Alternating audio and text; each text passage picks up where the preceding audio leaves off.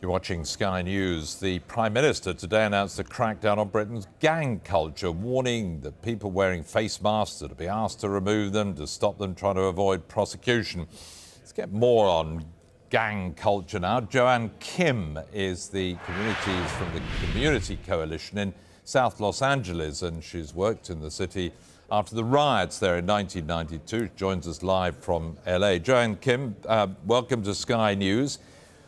Tell us a bit more about your experiences of how you managed to mend over the years, over nearly 20 years now, mend what was clearly a broken part of Los Angeles, which was riddled by gang culture. Well, I'll tell you that it's not easy because the root causes of disturbances like this are not as simple as some may lay it out to be. The problems are deep.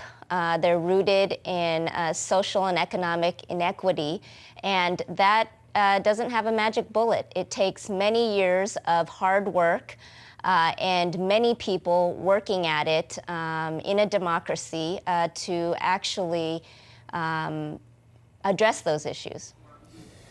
The 92 riots in LA was triggered largely by what happened to Rodney King, that I think a lot of people will remember, when he was beaten up by police, and it started riots and looting that spread like a contagion. Do you see any parallels with what you've seen here in Britain and in London over the last week?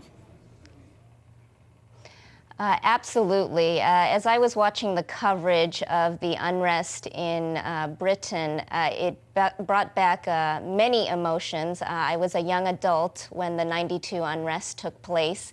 And I think that any surprise over disturbances like this is a sign that there's a disconnect between the haves and have-nots in our society, that unfortunately there's a lack of awareness or understanding of, at least for folks in Los Angeles, there's a lack of understanding of what life was like in communities like South Central. I actually grew up in a well-to-do suburb of Los Angeles. And later on, about 15 years, a little over 15 years ago, started my work in South Central. And I will say that in my lifetime, I went from having deep respect and admiration for police officers and viewing them as people who were to protect me and keep me safe, to, in my lifetime, becoming absolutely terrified of police officers as soon as I began my work in South Central.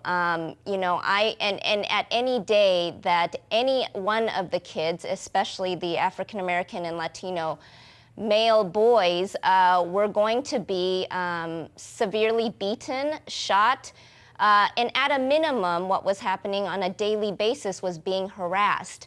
It was quite shocking to me to have such disparate views of police officers over my time.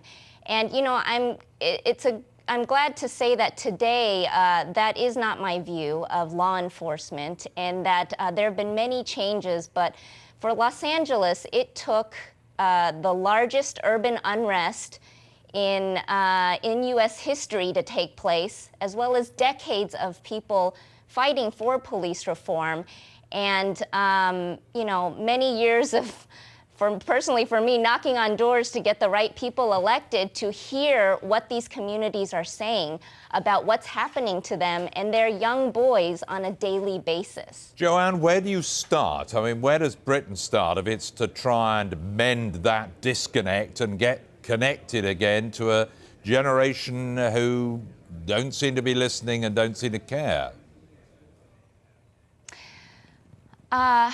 Well, I guess, that's where I have a bit of a difference about whether the generation is not listening or don't seem to care. And I think you're speaking of the young people in that community.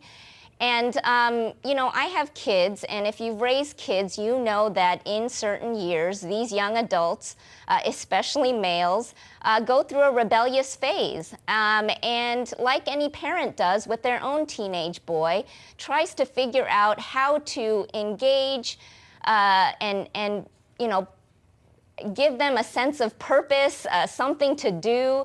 And oftentimes, you know, that is, to me, the responsibility of society and, you know, all of us, including their parents, of course, but all of us.